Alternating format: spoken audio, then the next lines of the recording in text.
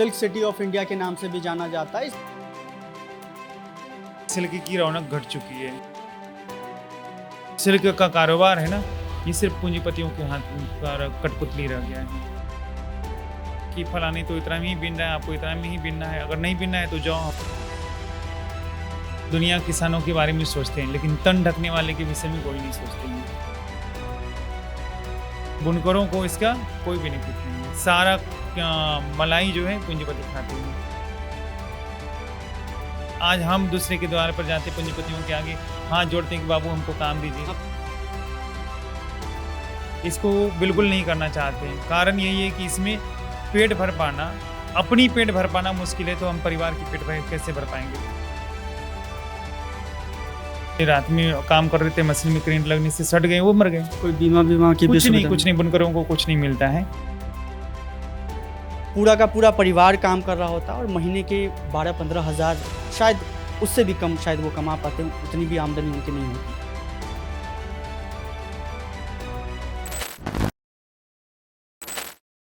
नमस्कार, मैं रोहित झा। लिट्टी चोखा की चुनाव यात्रा इस वक्त भागलपुर ज़िले में मौजूद है और जब हम भागलपुर की बात करते हैं तो इसका भी जिक्र उभरता है कि भागलपुरी सिल्क, चूँकि ये सिल्क सिटी ऑफ इंडिया के नाम से भी जाना जाता है, इसलिए हमारा मन हुआ कि क्यों ना भागलपुरी सिल्क के बारे में भी ज़रा समझा जाए। वहाँ काम करने वाले जो कारीगर हैं, जो बुनकर हैं, उनका जीवन कैसा होता है, और वो जो सिल्क जो बड़े बड़े ब्रांड्स में जाकर के वो करोड़ों का बिजनेस दे रही होती है, करोड़ों का व्यापार हो रहा होता है, वहाँ उसी सिल्क के सबसे लगभग आखिरी पायदान पे खड़ा जो व्यक्ति होता है, उस तक क्या चीज़ें पहुंच पाती है, कितनी आमदनी हो पाती है, उनका जीवन कैसा होता है और कितने घंटे वो लोग काम करते हैं। तो इसी पर बातचीत करने के लिए हमारे साथ जो खुद काम करते हैं, बुनकर है, हेमंत जी मौजूद है। ये व्यापार अभी कितना बढ़ा है आगे? बढ़ने की बात कही जाए तो पुराने ज़माने की अपेक्षा अभी घटी ही है। घटी है? हाँ बिल्कुल, सिल्क की रौनक घट चुकी है। क्यों घट चुकी है, ऐसा क्यों लगता है आपको हेमंत जी? क्योंकि बुनकरों की दृष्टि से मैं बोल रहा हूँ, बुनकरों का जो इनकम होनी चाहिए, जो पहले हुआ करता था कि बुनकर सुख समृद्धि से रहते थे और उन्हें किसी नौकरी पेशे की आवश्यकता नहीं होती थी। आज तो बुनकर जो है ना, बंधुआ मजदूर की तरह काम कर रहे हैं, तो इसे मैं रौनक घटना ही कहूँगा ना।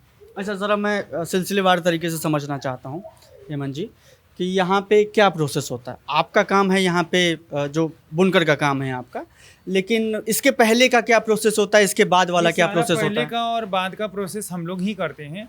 जैसे कि रॉ मटेरियल जिसे कहते हैं। कहाँ से लाते हैं रॉ मटेरियल? रॉ मटेरियल हम लोग कहीं से नहीं लाते, हम लोगों को ला करके पूंजीपति वर्ग देते हैं और उन्हीं के कथनानुसार, उन्हीं के ऑर्डर के अनुसार हम उनकी फैब्रिक बनाते हैं उनके रॉ मटेरियल से।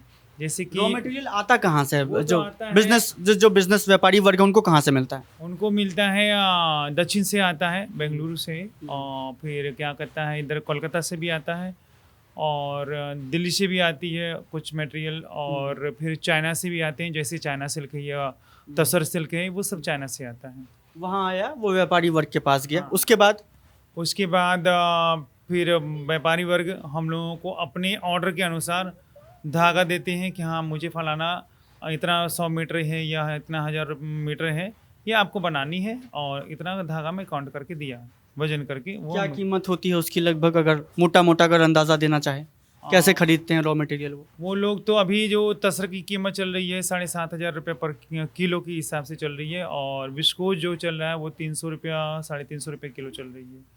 तो इस हिसाब से वो लोग रॉ मटेरियल यानी धागा खरीद देते हैं और फिर हम लोगों के बीच वो वितरित करते हैं। हमें बेचते नहीं है धागा, हमें बेचते नहीं है, वो हमें देते हैं कि आप हमें फैब्रिक बना करके दो, और हम उनकी तो वो कितनी कीमत अदा करते हैं उसके बाद फैब्रिक बनाने की? वो हमें मजदूरी देते हैं। मजदूरी देते हैं? ओनली मजदूरी देते हैं कि आपकी इतनी रुपये वो तय करते हैं, मैं तय नहीं कर सकता हूँ, मैं इतना ही दूंगा। और मैं सब कुछ उनके हाथ में? हाँ, सारे उनके हाथ में। ये भागलपुरी का जो सिल्क का कारोबार है ना, ये सिर्फ पूंजीपतियों के हाथ का कठपुतली रह गया है। तो वो कितनी देते हैं, मतलब जितने पहले जिसे हम लोग तसर बनाने का 25 रुपये पर मीटर लेते थे, आज वो 5 से 7 रुपये पर मीटर मिलता है। 5 से 7 रुपये पर मीटर। पर मीटर मिलता है। और हम फुल फैमिली मिल करके वो काम करते हैं। एक व्यक्ति मशीन चलाएंगे, एक व्यक्ति नली फिराएंगे, एक व्यक्ति बाइबिन आता है वो बनाएंगे, तानी करेंगे, भरना करेंगे। सारा व्यक्ति जो है ना बटे बटे हैं। अगर मैं किसी और से कराता हूँ तो मुझे उसे पैसे देने पड़ते हैं, और घर के लोग करेंगे तो पैसे नहीं देने पड़ेंगे। तो कहा जाए कि जैसे कि अगर आप एक व्यक्ति काम करते हैं, कोई भी जॉब करते हैं, तो पर हेड 500 से 1000 तक मिलता है। ओके, बट यहाँ हम लोग जो काम करते हैं फुल फैमिली मिल करके, तो भी 500 रुपये पर रोज नहीं, पर डे नहीं हो तो सकता। बहुत ज़्यादा विभत्स है हेमंत जी की, मतलब एक ही परिवार के सभी सदस्य, मान लीजिए अगर 4 या 5 लोगों का परिवार है, पांचों लोग मिलकर के काम कर रहे हैं, लेकिन आमदनी एक ही हो रही है। हाँ, आमदनी एक लेकिन ही होती है। काम सभी कर रहे हैं। और काउंटिंग भी महाजन वही करते हैं कि इतना रुपया तो आपको हो ही जा रहा है, अब इससे ज़्यादा क्या देंगे आपको। तो पर डे के हिसाब से अगर समझना चाहूँ, आपने मीटर के हिसाब से बताया, अगर पर डे के हिसाब से समझना चाहूँ कि मान लीजिए एक बुनकर कितने घंटे लगभग काम करते होंगे? 24 घंटे। 24 घंटे काम करते हाँ, करना ही पड़ेगा, नहीं तो फिर पेट नहीं भरेगा। हैं। अगर 24 घंटे काम करके एक दिन का कितना बन पाता होगा? वही 500 600, इससे 500 से 600 रुपये। हाँ बस, इससे ज़्यादा नहीं। इससे ज़्यादा ऊपर जाने ही नहीं देते पूंजीपतियों की नज़र में। अगर इससे ज़्यादा आपको 1000 रुपया 2000 रुपया पर डे आ रहे हैं तो ऑटोमेटिक की कीमत गिर जाएंगे, आपकी मजदूरी की रेट गिरा देंगे कि फलानी तो इतना में ही बिन रहा है, आपको इतना में ही बिनना है, अगर नहीं बिनना है तो जाओ, हमारे पास नहीं अच्छा, है। उसमें भी कंपटीशन है। अगर आप ज़्यादा कीमत मांग ले तो वो फिर दूसरे को दे देते दूसरे हैं। को दे देंगे। और वो कोई और हो सकता है कम में करने के लिए तैयार है। बहुत बहुत, क्योंकि संख्या बुनकरों की बहुत ज़्यादा है ना। संख्या बुनकरों की बहुत, जिसमें संख्या कम होती है उसमें यूनिटी होती है, और हमारे बुनकरों के बीच में यूनिटी नहीं है कि हम क्या बुनकर लोग संगठित है इस इलाके में? जैसे भागलपुर में अगर हम लोग हैं, संगठित नहीं है, बिल्कुल संगठित। बिल्कुल नहीं। अगर आप मुझे 7 रुपये तसर का कीमत दे रहे हैं तो कोई 6 रुपये में भी बिनने के लिए तैयार है, क्योंकि काम नहीं है किसी के पास। अच्छा, किसानों को लेकर के हेमंत जी ये बातें उठती हैं कि एक मिनिमम सपोर्ट प्राइस मिलना चाहिए, है ना, एक जो सही कीमत है वो मिलनी चाहिए। इसमें वैसा कुछ भी नहीं है कि 7 रुपये किसानों को लेकर के पूरी दुनिया देखती है क्योंकि सबकी पेट भरते हैं ना किसान, तो दुनिया किसानों के बारे में सोचते हैं, लेकिन तन ढकने वाले के विषय में कोई नहीं सोचते हैं। तन ढकने वाले खुद नंगे रह करके दूसरों के तन ढक रहे हैं, क्योंकि पहले पेट है उसके बाद शरीर है, तो उनके बारे में कोई नहीं सोचते हैं। ये बहुत बड़ी बात कह रहे हैं हेमंत जी आप, ये बहुत ज़्यादा बड़ी बात कह रहे हैं, और मैं स्तब्ध हूँ इस चीज़ पे। आप कह रहे हैं कि मतलब 500 रुपये डेली का बन पाता है। ये भी 5 से अनिवार्य नहीं 6, कि डेली होगा ही, क्योंकि अच्छा। आज अगर लाइट है, बिजली है तो मशीन चली, कई बार बिजली भी नहीं हाँ रहती, बिजली पे, क्योंकि तो उतनी भी कमाई नहीं। नहीं, और डेली के हिसाब से जोड़ेंगे तो वो काफ़ी कम हो जाएगा। और कोई फेस्टिवल है या कुछ हो गया तो उसमें बंद ही रहते हैं, तो उस दिन तो हम लोगों की कोई इनकम नहीं है ना। तो इससे बेटर है कि हम 5 से 6 लोगों का परिवार है तो महीने के लगभग 15-16 हज़ार ही बन पाते।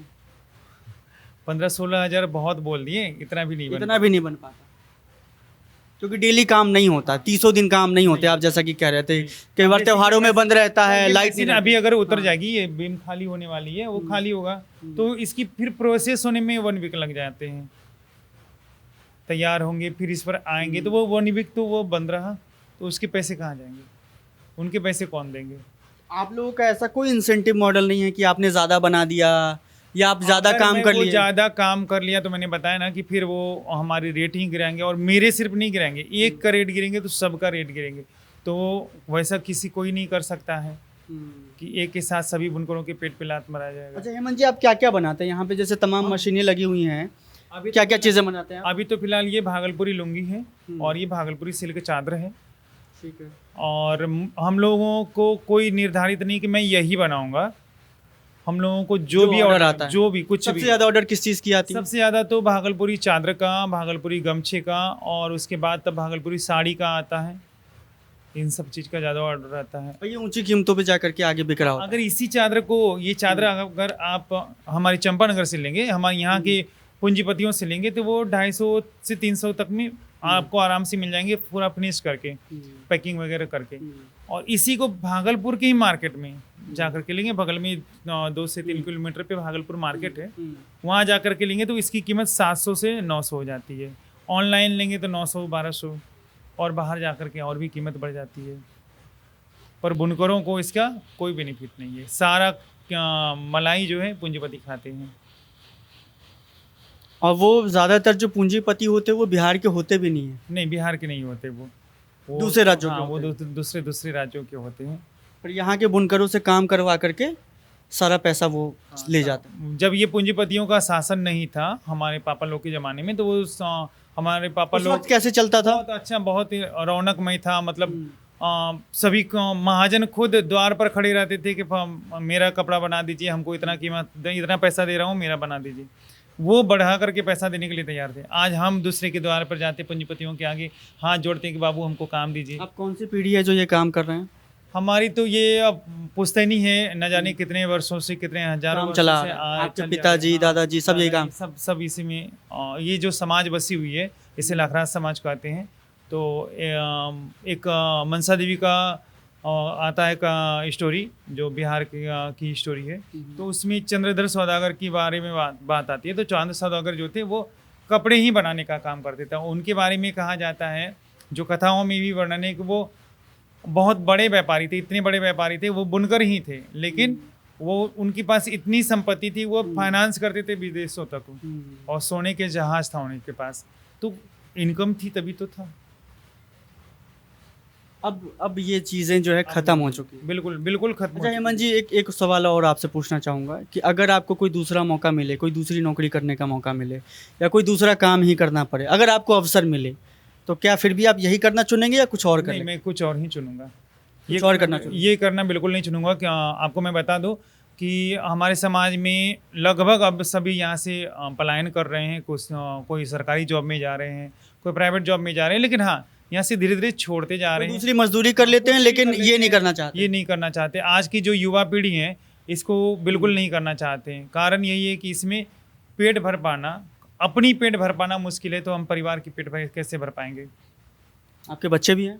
नहीं, अभी तो हमारी शादी नहीं शादी नहीं हुई है आपकी? शादी नहीं होने का कारण भी यही अगले रहता है आप कि हाँ ये मशीन चलाने वाले को कौन का बेटी देगा। हाँ, ये ये भी मसला होता है क्या हाँ, यहाँ ये पे? भी बहुत जो मसला लोग होता है। जो लोग कम उम्र में काम कर रहे होते हैं। हाँ, आप बिल्कुल। कितनी उम्र से काम कर रहे हैं? हम लोग तो यानी यहाँ उम्र की बाध्यता नहीं होती है। जन्म लिए रोना छोड़ करके हम लोग यही नली पकड़ लेते हैं। ये जो छोटी छोटी नलियाँ बच जाती है ना धागा, उसको धोने का काम करते हैं, रोना नहीं करते हैं। और बूढ़े जो है ना, मरने से पहले जब यानी यमराज आएंगे ना, तो उन्हें बोलेंगे रुक जाओ थोड़ा सा, मैं थोड़ा सा एक नली फिरा तो लूँ, ये बाकी रह गया है। आप अपनी अगली पीढ़ी को चाहते हैं कि ये काम बिल्कुल, करें? मैं कभी नहीं चाहूँगा कि इस काम में हमारे आगे अगली पीढ़ी आए, कभी नहीं चाहूँगा। अच्छा, आपके पास कितनी मशीनें हैं टोटल? एक, 4 मशीन तीन, है। चार मशीनें। ये आपने खुद ही खरीदे थे? जी नहीं, हमारे पापा जी ने एक मशीन खरीदा था। फिर हम लोग काम कर करके, क्योंकि एक मशीन में तो पूर्ति नहीं हो पा रही थी, तो हम लोगों ने इस 3 मशीन को बढ़ाया। और इस 3 मशीन से अब आगे बढ़ाने की हिम्मत भी नहीं है, क्योंकि पैसे नहीं है उतने जुट पाना, लोन ले करके काम करना, ये सब तो संभव नहीं है ना।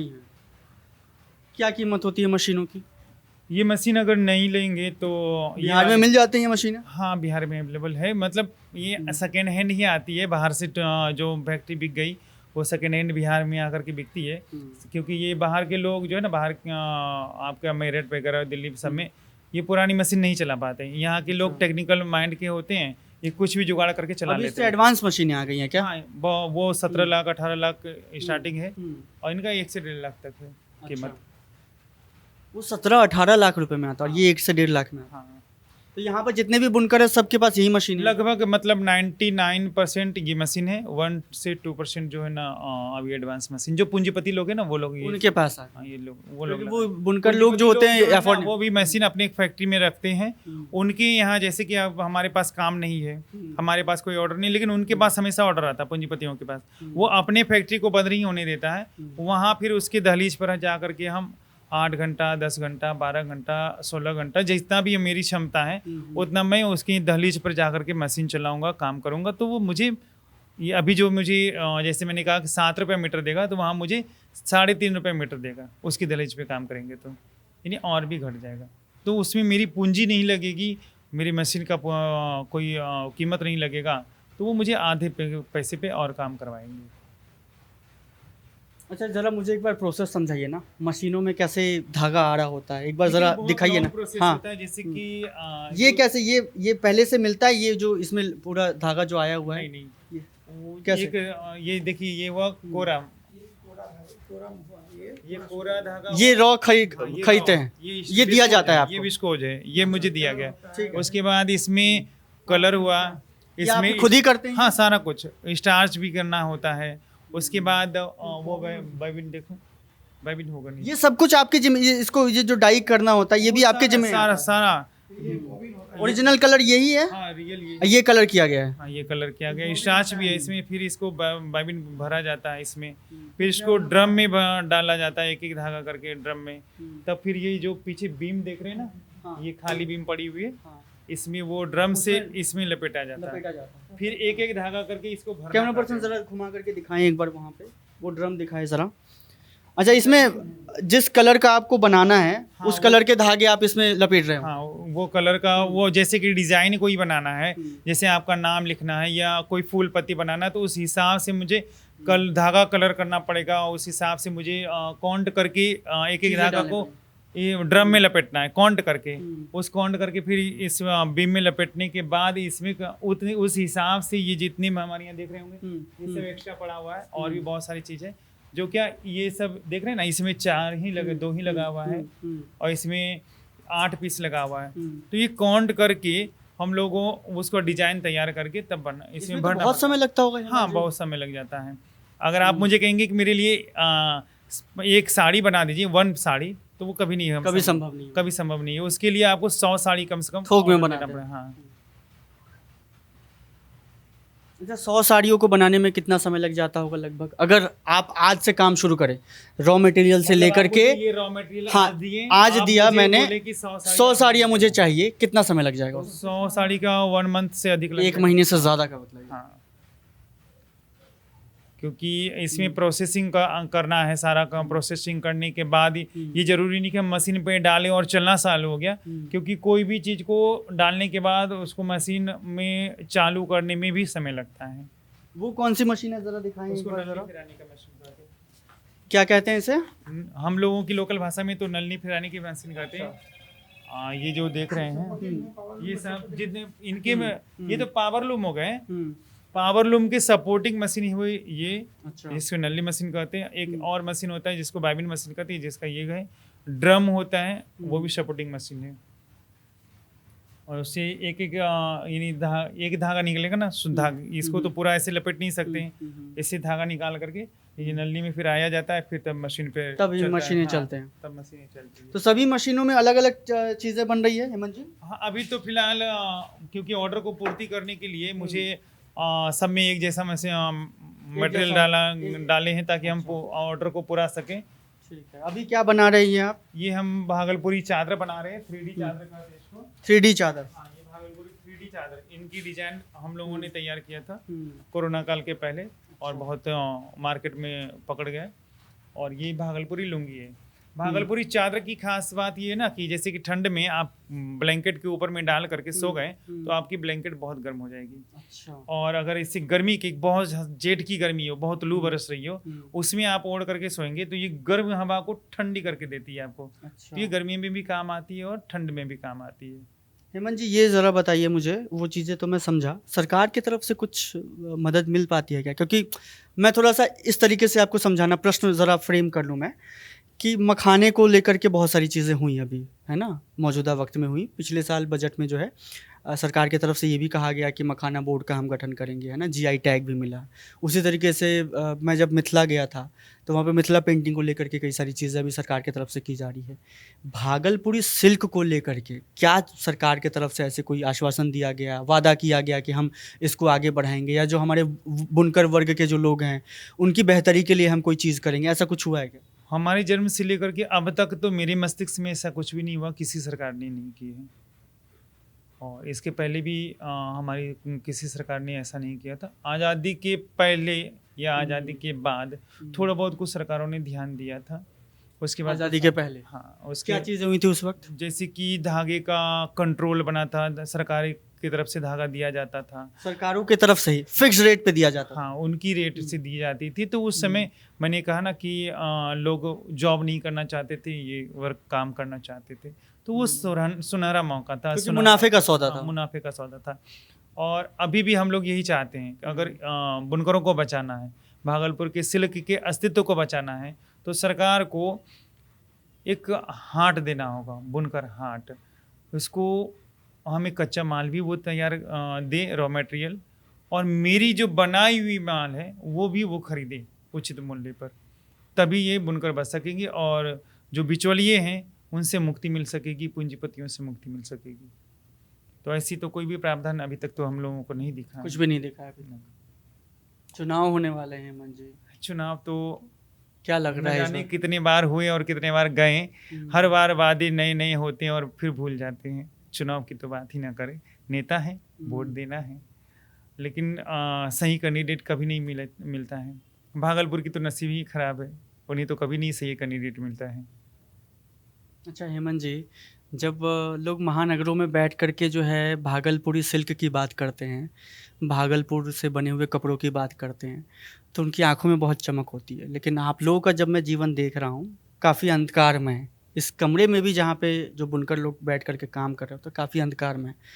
क्या उम्मीद लगती है आपको कि ये आगे जा कर के ठीक हो सकता है? देखिए, अभी जो यहाँ तक कि हमारी जो केंद्र में सरकार है, उनसे एक आशा तो है, उम्मीद है। आशा है कि क्या उम्मीद है? शायद आप लोगों जैसे पत्रकार लोग आते हैं, हमारी बातों को, हमारी बुनकर की बातों को, ना कि पूंजीपतियों की बातों को, बुनकर की बातों को सरकार तक पहुंचाते हैं। सरकार की शायद दिल में कुछ आग लगे तो बुनकरों के लिए भी कुछ काम करे, क्योंकि वो किसानों के लिए काम कर रहे हैं, मखाने के लिए काम कर रहे हैं, बहुत सारे के काम कर रहे हैं। तो शायद हम बुनकरों के लिए भी कुछ काम करें।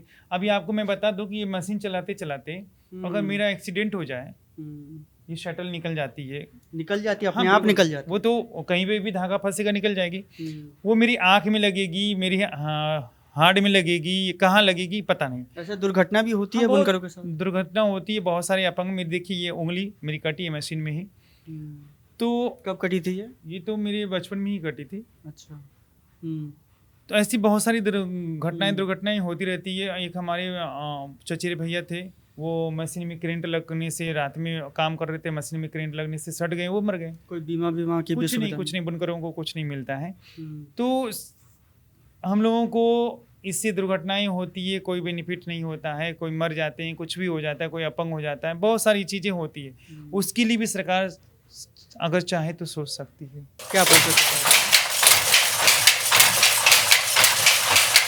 ये लगातार बैठे रहना पड़ता है? हाँ, खड़ा रहना पड़ता है। क्योंकि और यहाँ में एक प्रॉब्लम और भी होता है सबको, ये जो बैक पेन है ना, और घुटना जैसे मेरा भी घुटना घिस चुका है, क्योंकि 24 घंटा खड़े रह करके काम करना है।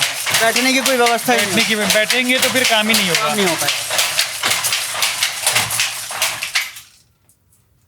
खड़े रह करके इनकी सारी जो सपोर्टिंग मशीन में है उनको भी खड़े रह करके, जैसे तानी करना है, यानी ड्रम में लपेटना है, बीम में लपेटना है, ये नली फिराना है, बाइबिन फिराना है, कलर करना है, सारा प्रक्रियाएं खड़ी होकर के है। बैठने की किसी भी चीज़ में प्रक्रियाएं नहीं है। इसलिए देखते होंगे कि हमारे मशीन के पास में कोई टूल टेबल वगैरह कुछ नहीं है कि मैं बैठ सकूं। और अगर ये मशीनें कभी बिगड़ जाएं तो उसे खुद ही से ठीक करते हैं। क्योंकि मिस्त्री को बुलाएंगे तो वो चार्ज ही इतने ज़्यादा बोलेंगे। तो वो मैंने कहा ना, भी आ गया, इतने सालों से काम कर रहे हैं कि वो ठीक करना भी आ कुछ, जैसे बिजली खराब हो जाए, ये मशीन खराब हो जाए, यहाँ के बच्चे से लेकर के बूढ़े तक को ये टेक्निकल नॉलेज है। मैंने कहा ना, ये बिगड़ी हुई मशीन, ये ग्वालियर से आया हुआ है, ये बिगड़ी हुई मशीन उसे तोड़ करके बेचा जाता है फैक्ट्री में, और हम लोग यहाँ ला करके उसको यूज करते हैं, चलाते हैं। इसलिए यहाँ के लोग अगर बाहर जाते हैं, जैसे गुजरात जाते हैं, पानीपत जाते हैं, तो वहाँ जो बड़ी बड़ी फैक्ट्रियाँ हैं उन्हें सम्मान के साथ वहाँ रखते हैं, और यहाँ से अधिक मजदूरी भी मिलती है। लोग वहाँ रह रहे हैं, अच्छे से काम कर रहे हैं, क्योंकि यहाँ के लोग नॉलेजेबल हैं, उनको पता है कि क्या बिगड़ा है क्या नहीं बिगड़ा है। वहाँ के मास्टर नहीं जानते जो यहाँ के छोटे छोटे बच्चे जानते हैं। क्या बुनकरों की संख्या यहाँ जो भागलपुर में काम कर रहे होते हैं उनकी कम हो गई है अभी?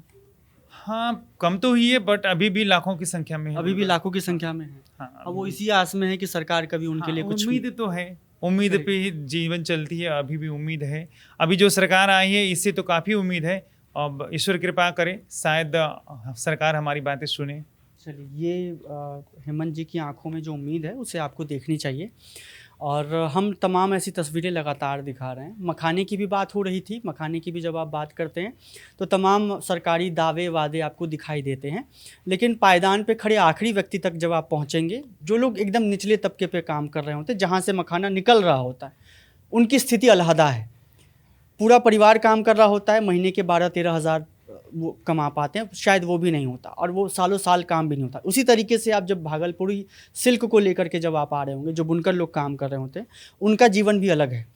पूरा का पूरा परिवार काम कर रहा होता है और महीने के 12-15 हज़ार, शायद उससे भी कम शायद वो कमा पाते हैं, उतनी भी आमदनी उनकी नहीं होती। तो ये चीज़ें हैं। और अगर आप कहते हैं कि भैया बिहार में ज़्यादा व्यापार नहीं है, बिहार में ज़्यादा उद्योग नहीं है, तो होंगे कैसे अगर आप इन्हीं उद्योगों को ढंग से विकसित नहीं करेंगे। सिर्फ ये कहने से नहीं हो जाएगा कि भागलपुरी सिल्क जो है विश्वविख्यात है और यहाँ से जो है तमाम ब्रांड्स, बड़े बड़े जो है उद्योगपति यहाँ से चीज़ें ले जाते हैं बना करके। उनका तो फ़ायदा होता है, मगर इनका कैसे फ़ायदा होगा, ये कहाँ जाएंगे। ये लोग अपना पूरा जीवन इसी में खपा रहे होते हैं, लगातार 24 घंटे काम कर रहे होते हैं। उसके बाद कितने मिलते हैं? 24 घंटे काम करने के बाद महीने के 24,000 भी नहीं बन पाते। तो ये स्थिति है यहाँ पर। अगर आपको बिहार आएंगे, भागलपुर आएंगे विशेष तौर पे, तो आपको दिखेगी। वो महानगरों में आप बात कर रहे होंगे चीज़ों को लेकर के कि भाई भागलपुरी सिल्क तो विश्वविख्यात है, भागलपुर से निकलने वाले जो कपड़े होते हैं वो बहुत मखमली मुलायम होते हैं, सिल्क से बने होते हैं, वो चीज़ें आपको सुनने को मिलेंगी। लेकिन आप जब असलियत में भागलपुर में आप आएंगे, यहाँ के लोगों से बात करेंगे, बुनकरों से बात करेंगे, तो आपको ज़रा अलहदा तस्वीर देखने को मिलेगी। और इनके आँखों में भी उम्मीद है, यहाँ पे जो लाखों बुनकर काम कर रहे होते हैं, उनकी आंखों में भी उम्मीद है कि सरकार एक वक्त आएगा उनकी मदद करेगी, मगर वो मदद है कहाँ? नदारद है हर जगह से। तो अभी के लिए फ़िलहाल इतना ही। कैमरे के पीछे है सुनील, मैं रोहित झा, विट्टी चोखा के लिए भागलपुर की धरती से। शुक्रिया।